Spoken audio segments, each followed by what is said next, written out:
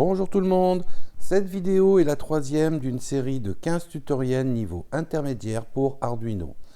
Dans cette vidéo, on va continuer à voir comment utiliser Blink.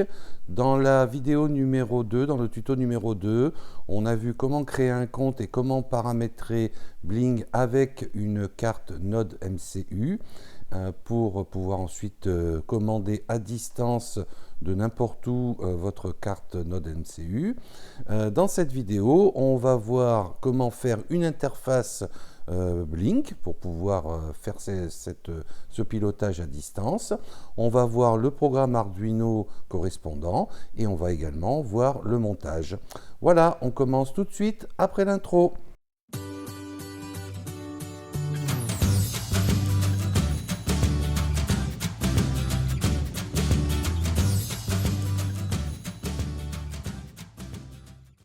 Alors, avant de commencer, il est important d'avoir vu le tuto numéro 2 de la série, puisqu'on explique comment créer le compte et comment le paramétrer. Donc, je vous mets le lien en haut à droite.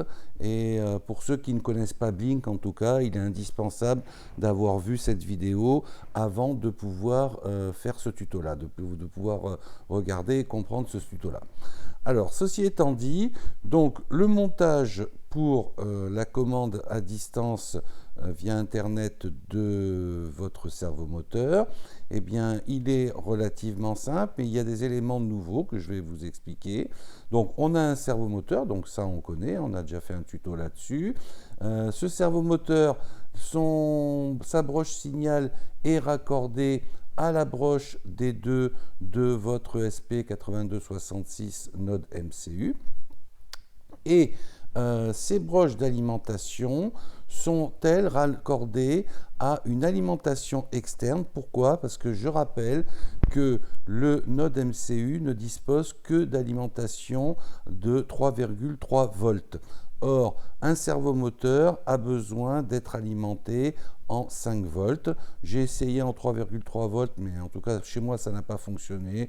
J'ai vu ici et là qu'il y en a qui réussissent à le faire fonctionner en 3,3 volts. Moi, ça n'a pas fonctionné. Donc, j'ai préféré l'alimenter par une alimentation externe. Pour ça, j'ai utilisé cette petite carte ici, je vous mettrai le lien en description. C'est une carte qui, à partir d'une alimentation soit par un câble USB, soit par une pile 9 volts, via ce petit câble ici qui se raccorde directement sur votre pile d'un côté et sur l'alimentation de l'autre. Je vous mettrai également la référence de ce petit câble, hein. C'est des éléments qui ne sont pas très chers et que l'on trouve entre autres sur Amazon, Ali, Express, etc. Il y a plein de sites qui les vendent. Et donc, cette petite alimentation permet, à partir d'une batterie extérieure, de soit obtenir du 5 volts, soit du 3,3 volts. Pour ça, il y a un petit cavalier ici que l'on va mettre soit sur la position 5 volts si on veut générer du 5 volts, soit sur la position 3,3 volts si on veut du 3,3 volts. Là, en l'occurrence, ce dont j'ai besoin, c'est du 5 volts. Donc, j'ai mis le petit cavalier sur les broches 5 volts. Et du coup, j'alimente ma bread en 5 volts. Et donc, je raccorde mon servomoteur sur l'alimentation 5 volts de façon à ce qu'il soit alimenté en 5 volts. Le signal, lui, va être en 3,3 volts, mais ça, c'est pas grave, ça fonctionne, moyennant une petite modification sur la commande Arduino, mais ça, je vous le montrerai quand on verra tout de suite après le programme Arduino. Alors, donc ça, c'est pour le montage, et encore une fois, je vous mettrai les références de tous ces éléments, si toutefois, vous n'en avez pas déjà chez vous. Ensuite, concernant la configuration de Blink. Alors la dernière fois, sur le tuto précédent, on s'était arrêté à un dispositif que l'on avait créé et qui était vide, c'est-à-dire on n'avait pas encore fait notre interface ici. Et c'est ce qu'on va faire maintenant. On va créer une interface. Pour ça, on va faire Edit Dashboard en passant par le petit menu en haut. Et on arrive sur cette page où vous avez ici l'interface sur laquelle on va rajouter ce qu'on appelle des widgets, c'est-à-dire des petits composants pour pouvoir ensuite faire nos commandes à distance de notre cerveau. Alors, moi, j'ai choisi, pour en voir le plus possible, de mettre un switch. Alors, ce switch, en fait, il mettra en route le système. Alors, il n'est pas indispensable pour commander un servomoteur. On peut très bien se contenter d'un slider. On va voir ça tout de suite après. Mais pour vous montrer le plus de widgets possible, je vais donc mettre un switch ici. Donc, on le positionne sur le tableau, ce qu'on appelle le tableau, ici, et on peut le dimensionner comme on veut. Ça, c'est en fonction de vos desiderata. Alors, une fois qu'on a fait ça, en passant notre souris sur le switch, on va dans le petit bouton paramètres ici, on clique dessus et on va premièrement donner un titre à ce switch, un nom à ce switch. Donc moi je vais l'appeler simplement on-off, comme ça, ce qui nous permettra, en plus de l'avoir sur le switch lui-même, le titre sera visible, et on va créer ce qu'on appelle un data stream, un flux de données. Alors ce flux de données, il permet de relier soit des données qu'on va obtenir directement de notre carte Node MCU sur un des widgets que l'on mettra sur notre interface ici, soit l'inverse, c'est-à-dire on peut, à partir d'un des éléments, d'un des widgets ici, envoyer des informations directement à une des broches du node MCU. Donc, pour ça, on va créer un flux de données. Ces flux de données, il y en a de trois types. Quand on fait créer un nouveau flux de données ici, on peut soit raccorder donc ces flux de données à une broche digitale de notre node MCU, soit on peut créer des données de type enum. Alors les types enum, on le verra peut-être, je ferai un tuto là-dessus quand on reviendra une nouvelle fois sur l'interface Blink. On a la possibilité de créer un jeu de broches en fait. On pourrait avoir la broche 1, la broche 4 et la broche 6 qu'on pourrait manipuler, enfin qu'on pourrait traiter en même temps. Et on a un jeu de données de broches, de pins virtuelles, de broches virtuelles, que l'on va pouvoir utiliser lorsque 2 ou 3 ou plusieurs widgets ont besoin d'avoir des informations qui sont redondantes. Alors, l'intérêt de ces broches virtuelles, c'est que comme elles n'existent pas et qu'elles sont uniquement en firmware, c'est-à-dire c'est dans l'application, eh bien le traitement est très rapide. Alors vous allez comprendre, on va en créer justement pour ce switch qu'on a créé ici. Alors on a créé donc la broche virtuelle ou le pin virtuel V0. Son type, c'est un type entier, il y a plusieurs types qui sont possibles, mais là on a besoin juste d'un type entier. L'unité, on n'a pas besoin ici d'unité. Sa valeur mini, c'est 0, sa valeur maxi, c'est 1, et on n'a pas besoin des réglages avancés. De toute façon, les réglages avancés font partie, pour la majorité d'entre eux, des réglages pour lesquels on a accès quand on a des versions payantes. Nous, comme on a une version gratuite, mais en plus on n'en a pas besoin, donc on ne les utilise pas. Donc là, je vais faire créer. Et avant ça, je vais on va regarder ensemble la couleur ici. La couleur, c'est la couleur que va prendre le switch quand on va le mettre sur on. Alors par exemple, ici, imaginons que je le mette en bleu. Voilà. Donc maintenant, je vais pouvoir créer mon switch ici. Et alors, qu'est-ce qu'il me dit ici Il me dit qu'il n'a pas le droit, donc on va mettre juste on-off comme ça. Voilà, parce que je pense qu'a priori, il n'accepte pas les barres d'espace et autres. Voilà. Alors, donc on a le droit dans le titre, mais on n'a pas le droit dans le nom des données. Donc, maintenant que ça c'est fait, je fais sauver ici. Donc là, sur mon interface, j'ai mon switch. Si je veux voir ce que ça donne, je fais Save and Apply, comme ça. Et là, je peux actionner mon switch. Alors pour l'instant, bien sûr, il ne fait rien, d'autant que je n'ai pas encore connecté la carte Node MCU, mais on voit que quand on l'actionne, eh bien, il devient bleu, c'est la couleur qu'on lui a indiquée tout à l'heure. Alors, maintenant, je vais continuer, je reviens en Edit, et je vais mettre un témoin d'allumage, c'est-à-dire que je vais mettre une LED ici. Alors pour ça, pareil, je la prends, je la tire ici et je la mets sur mon interface. Je vais la mettre, mettons, ici. Je vais agrandir pour avoir à peu près cette taille-là.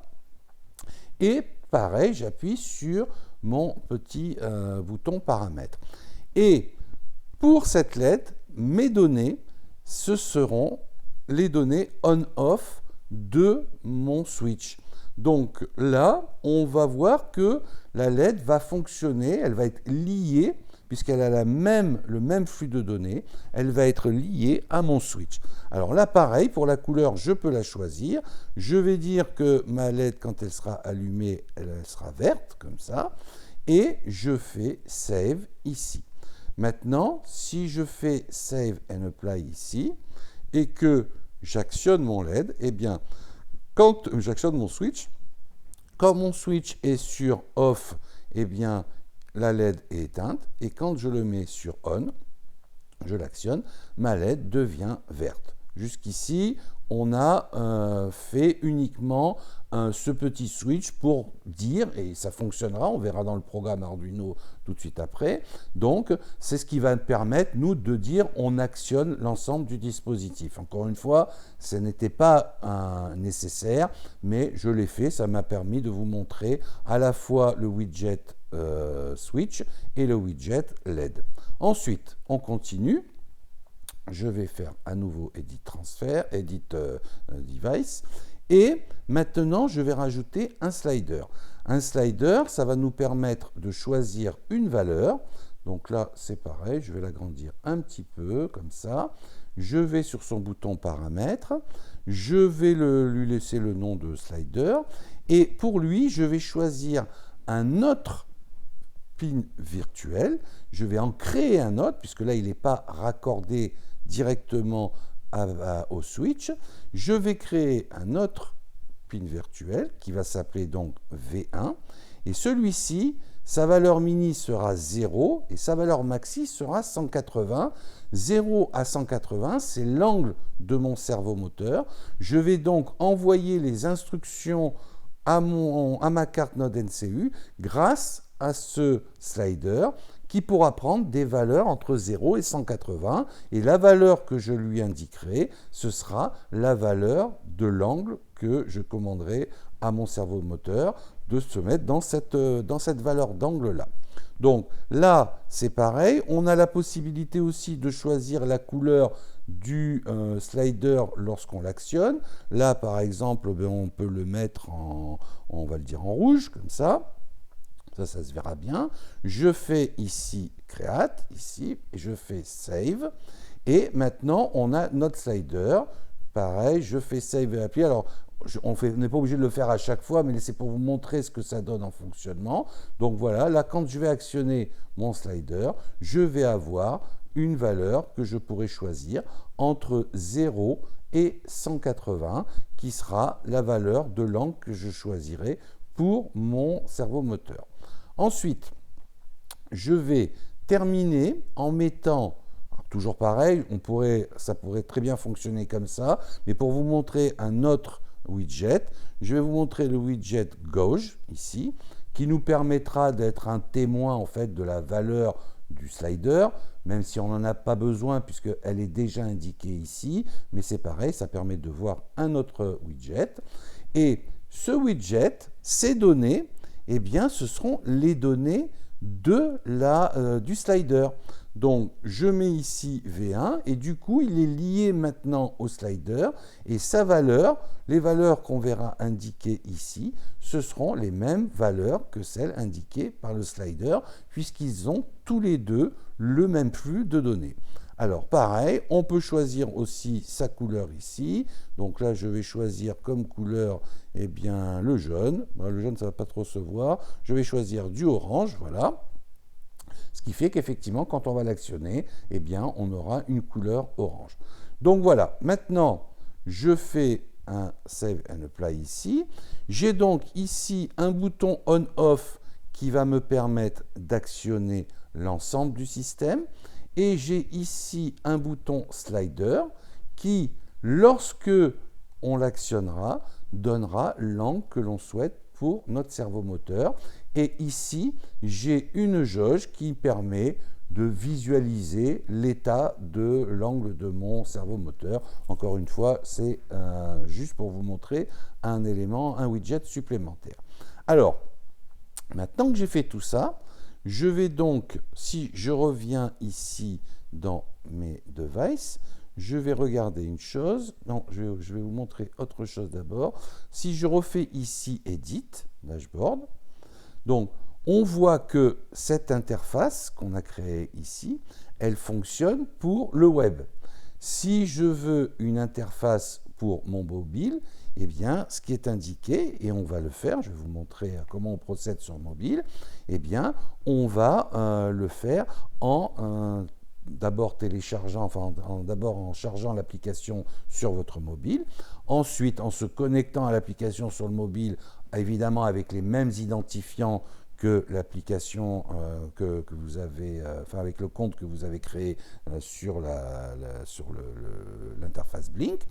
Et on va créer sur le mobile une interface qui sera quasiment la même, aux modifications près, aux détails près de mise en forme, puisqu'on n'aura pas tout à fait cette mise en forme-là, on aura une fine mise en forme qui sera plus adaptée au téléphone mobile. Donc voilà, donc pour cette partie-là, en tout cas celle du web, on est prêt.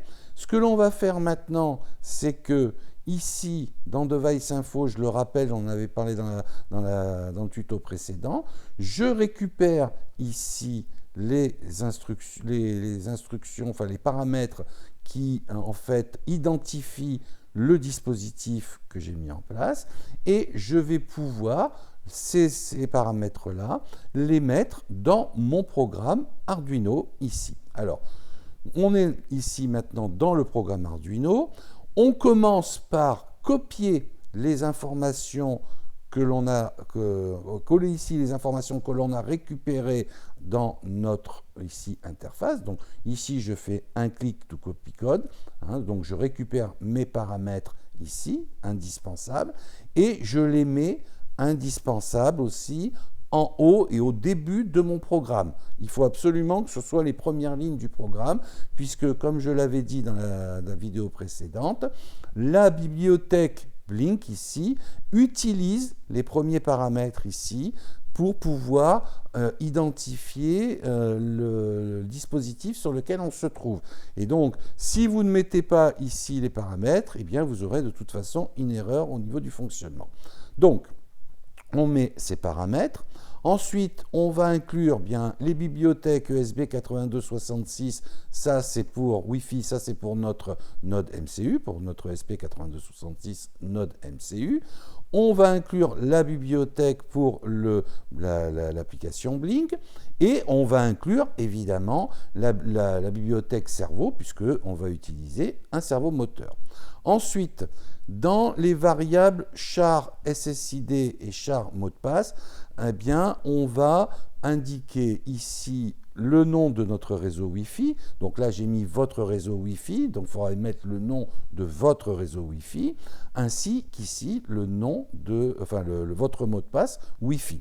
Donc ça, une fois que c'est fait, lorsque l'on fera l'identification en setup ici de l'application Blink, eh bien, on récupérera ces variables SSID et mot de passe.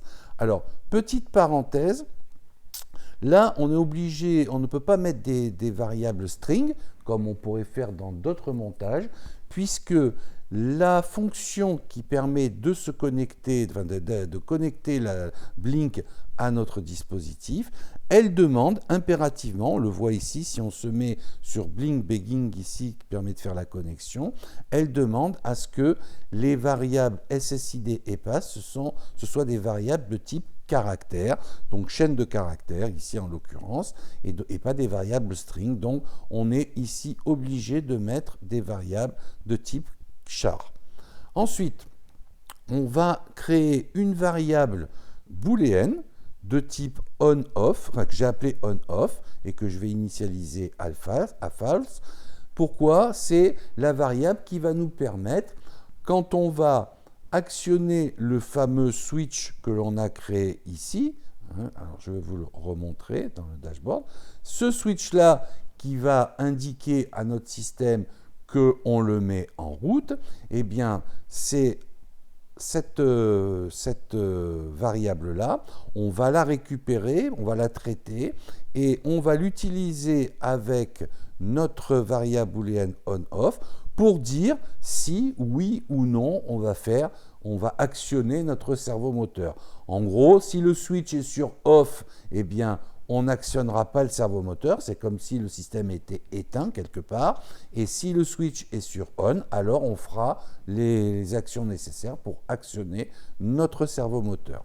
Donc ça, c'est une variable que j'ai appelée on-off et qui est du type booléenne, et qu'on a initialisé là à false, et j'ai créé une variable cerveau, que j'ai appelée mon cerveau, et qui représente donc le servomoteur. Ensuite, on va voir une nouvelle fonction qui est la fonction BlinkWrite qui fait partie de la bibliothèque Blink Simple ESP 8266. Cette fonction, elle se déclenche à chaque fois que l'on va changer la valeur d'un pin d'une broche virtuelle. Et là, par exemple, c'est la broche virtuelle, la pin virtuelle V0. Chaque fois que l'on va actionner ou que l'on va faire changer la valeur de V0, quel que soit le moyen dont cette variable va changer, eh bien, on fera appel à cette fonction, c'est-à-dire qu'on déclenchera et on exécutera ce qui se passe à l'intérieur de cette fonction. Alors, comme je rappelle que notre switch ici, on-off, il est lié au flux de données qu'on a appelé V0, eh bien, à chaque fois qu'on va actionner le switch on-off, eh bien, on va appeler cette fonction. Et ce que j'ai mis dans cette fonction, c'est quoi? C'est que si param.asInt égale 1, alors param.asInt, c'est la valeur que prend V0. Ça, c'est pareil, c'est une fonction qui est inclus dans la bibliothèque Blink, d'accord, qui permet de récupérer la valeur que l'on a ici dans V0. Donc, puisque moi, j'ai paramétré mon switch pour qu'il puisse prendre que deux valeurs, 0 ou 1, eh bien, si je dis quoi? Je dis que si cette valeur-là vaut 1, en gros, si j'ai allumé mon switch, eh bien, je vais mettre ma variable on-off à true, et en même temps, je mets mon servomoteur, je vais le mettre à la position 0.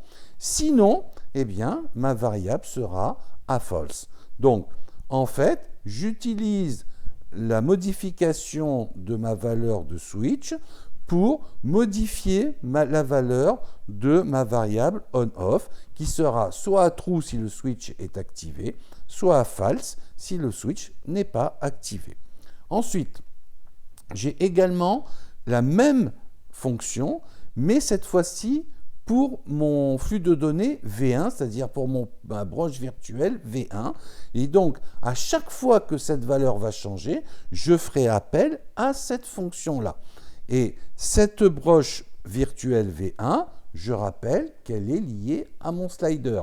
Donc, quand je modifierai ici mon slider, eh bien, automatiquement, j'appellerai cette fonction et j'exécuterai les instructions qui sont à l'intérieur de cette fonction.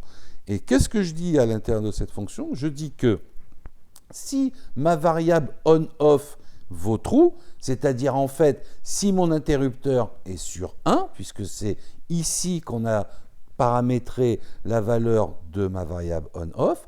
Donc si ma variable on-off vaut true, alors la valeur de l'angle que je veux pour mon servomoteur, ça sera la valeur de V1. Parce que je rappelle que param.asInt, c'est la valeur de la broche qu'on a ici dans notre fonction. Tout à l'heure, param.asInt, quand on est dans la fonction blinkWrite V0, eh bien c'est la valeur de V0. Par contre, quand je suis dans ma fonction blinkWrite V1, ma valeur, enfin la param.asInt, c'est la valeur de ma broche virtuelle V1.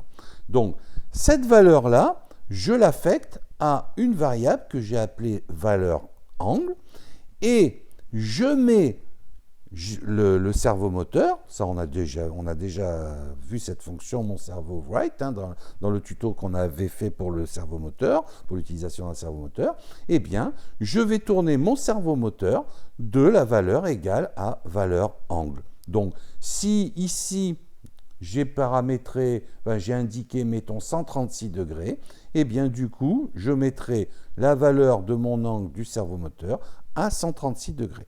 Donc voilà les différentes fonctions qui sont nécessaires pour faire fonctionner Blink. On voit que ce n'est pas très compliqué. Alors, il y a d'autres fonctions, mais les fonctions les plus utilisées, c'est celle-ci. C'est les fonctions blinkWrite qui se déclenchent en fait à chaque fois que l'on modifie la valeur d'une broche virtuelle, d'un pin virtuel, et que l'on modifie grâce à notre interface que nous avons créée ici. Alors, maintenant, on a, comme à l'habitude, une fonction setup.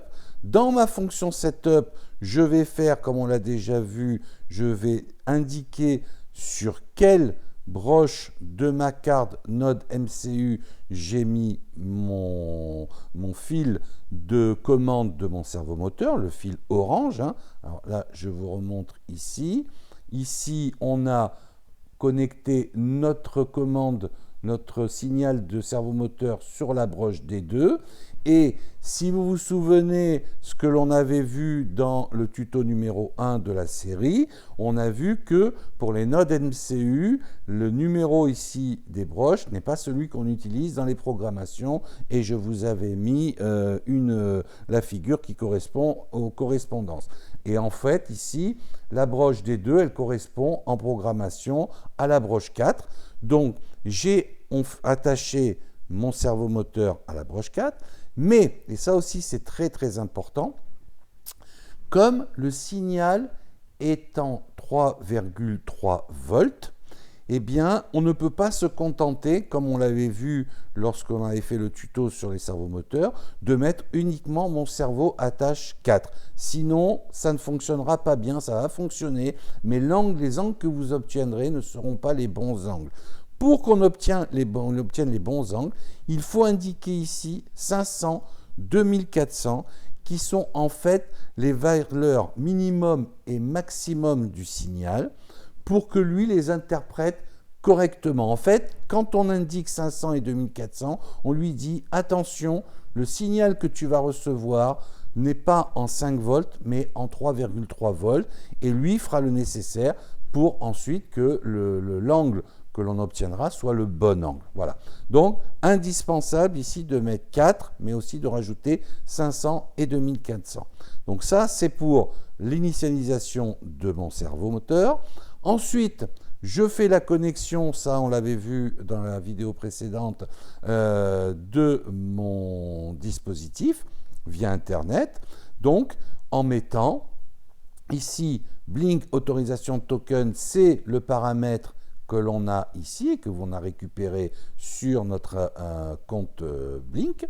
Et ensuite, on met SSID et mot de passe pour que votre carte Node MCU puisse se connecter à votre réseau Wi-Fi.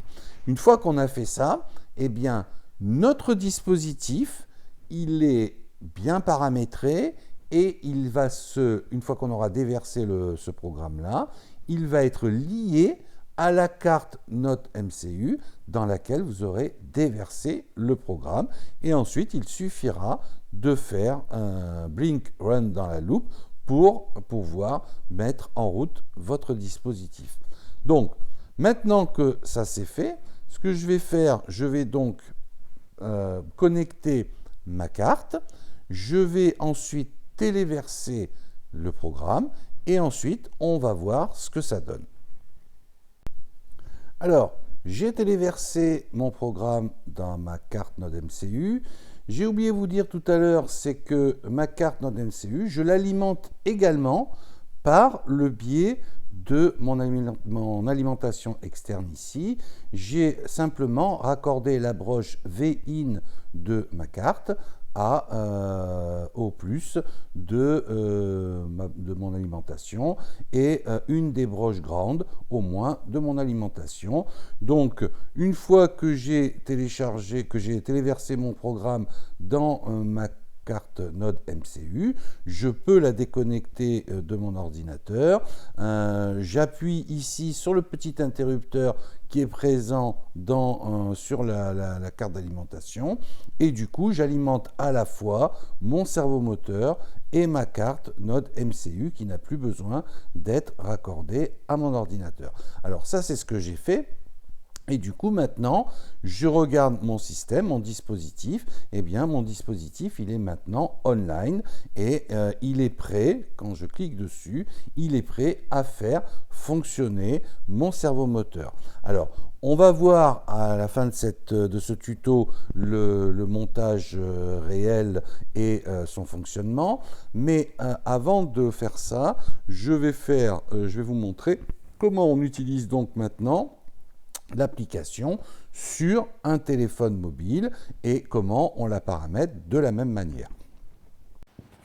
Alors, je suis maintenant sur mon téléphone portable. J'ai ouvert mon application Blink, bien évidemment sur laquelle je me suis connecté avec les mêmes identifiants que sur mon ordinateur portable. Je retrouve mon dispositif LikeMaker 1.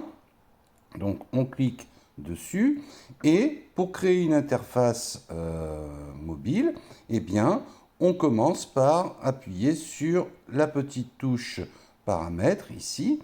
Pour l'instant, on me dit qu'il n'y a pas encore de widget, c'est normal puisque l'application mobile est différente de l'application web et donc il faut créer une interface sur l'application mobile.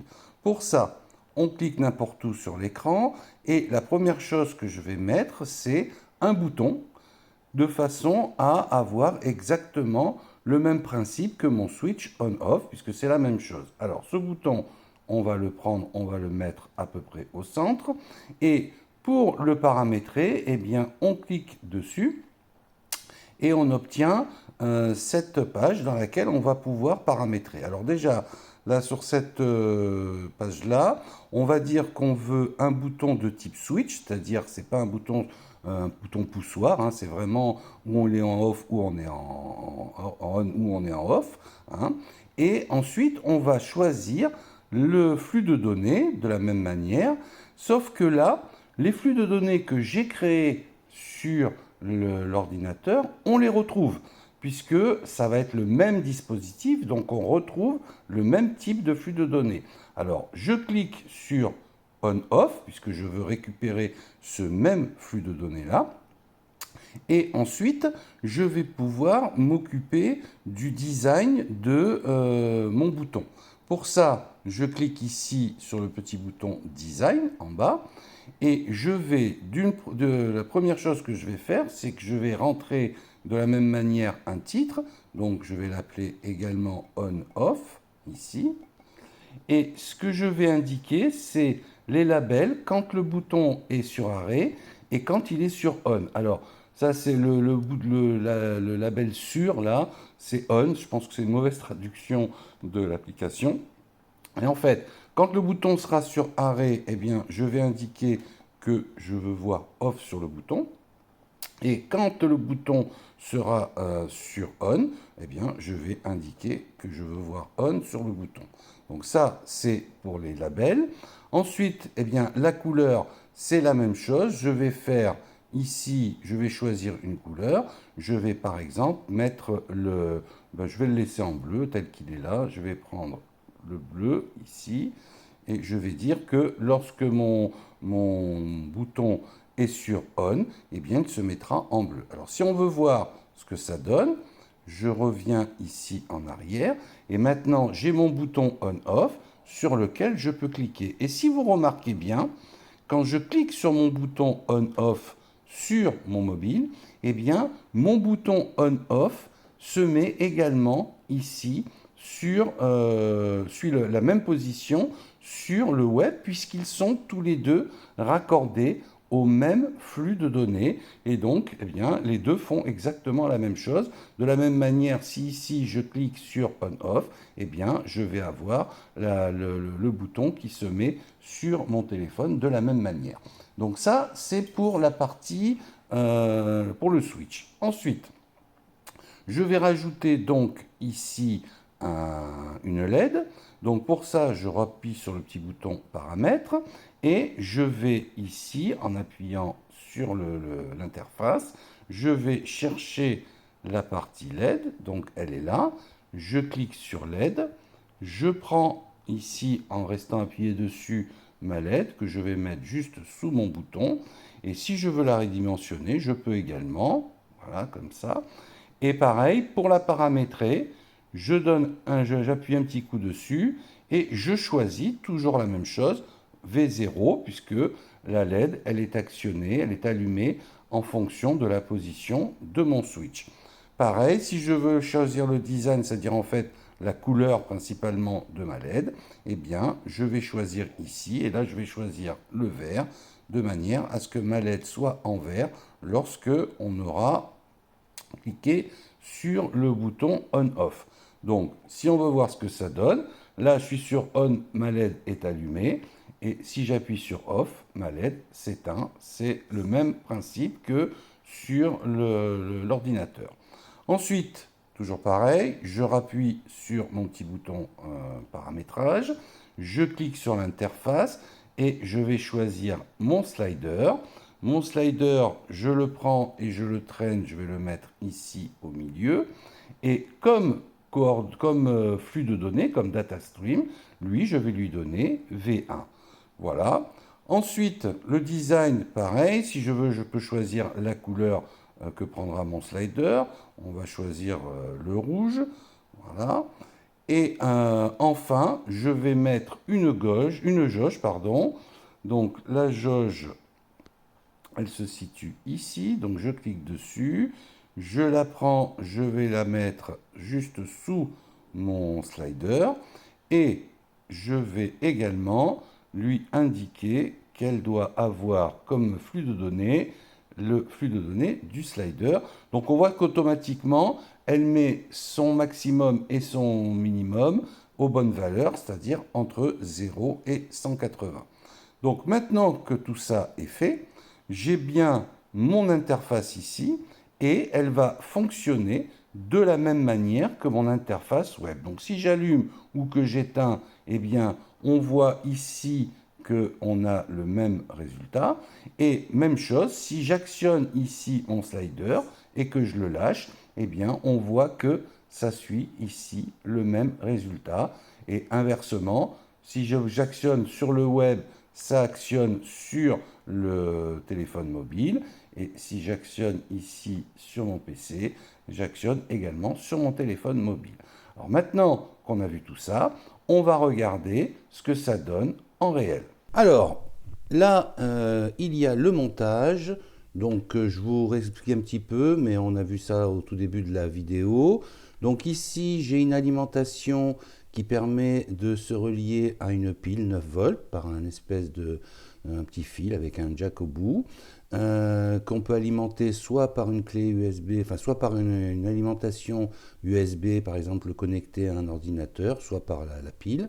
Vous avez ici, très important, les petits cavaliers qui permettent d'être soit en 3,3 volts, soit en 5 volts. Donc là, j'ai mis en 5 volts, pardon, de manière à ce que l'alimentation du servomoteur soit bien en 5 volts, puisque ça c'est indispensable. Et j'ai utilisé donc cette alimentation 5 volts qui est sur la rangée basse de la breadboard. Je l'ai utilisé à la fois pour le servomoteur, mais également pour alimenter la carte Node MCU. Donc voilà pour la connexion. Surtout, faites bien attention que de bien mettre ici du 5 volts, c'est-à-dire le petit cavalier au bon endroit, pour alimenter correctement à la fois la carte et le servomoteur.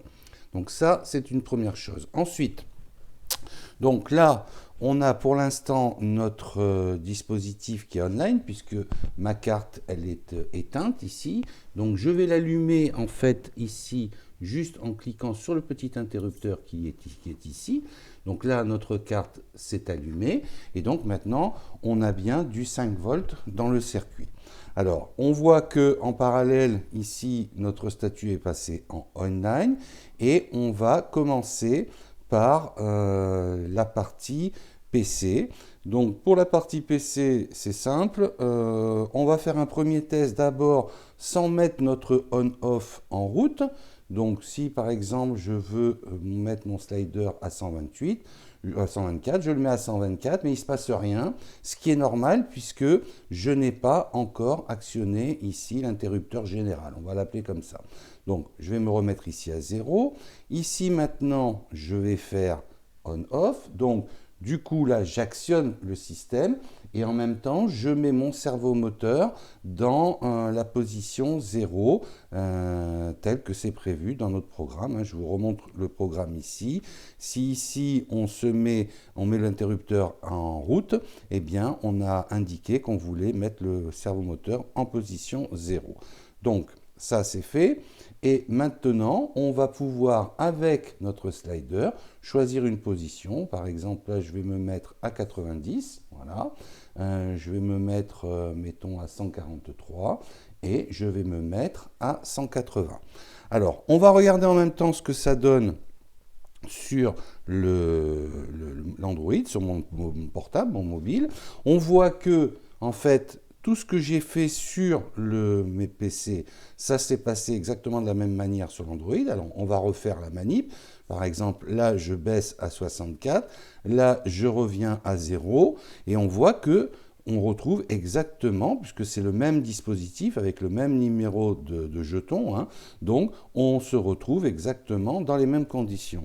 Et je peux évidemment l'actionner à partir de mon portable également. Donc là, je vais le faire à partir du portable. J'appuie ici, donc je me mets sur On pour activer mon système et je vais actionner mon slide.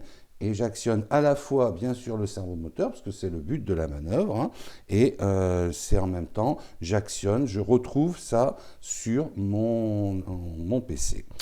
Voilà, donc, et ça, évidemment, je le redis ici, c'est le téléphone comme le PC n'ont pas besoin d'être connectés sur le même réseau Wi-Fi que la carte, ce n'est pas nécessaire. Vous pouvez commander à partir de n'importe où. Il suffit que votre carte soit raccordée au réseau Wi-Fi dont vous avez donné les informations dans le programme, au tout début ici, d'accord? Et ensuite, là, avec votre réseau Wi-Fi et votre mot de passe. Et il suffit que votre ordinateur ou votre Android soit raccordé à Internet, mais ça à partir de n'importe où dans le monde. Voilà, j'espère que vous avez appris des choses. Si c'est le cas, n'hésitez pas à me mettre un petit pouce bleu, ça fait toujours plaisir, et à vous abonner à ma chaîne pour avoir la suite des tutos. Merci, au revoir.